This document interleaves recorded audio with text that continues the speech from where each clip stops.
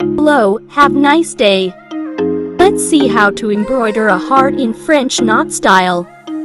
Use double red threads to stitch a decorative pattern.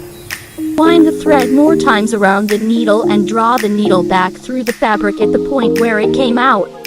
Roll round a needle and pull thread straight. Focus on each stitch by stitch. Use needle to stitch flexibly on fabric. Make each stitch meticulously and carefully.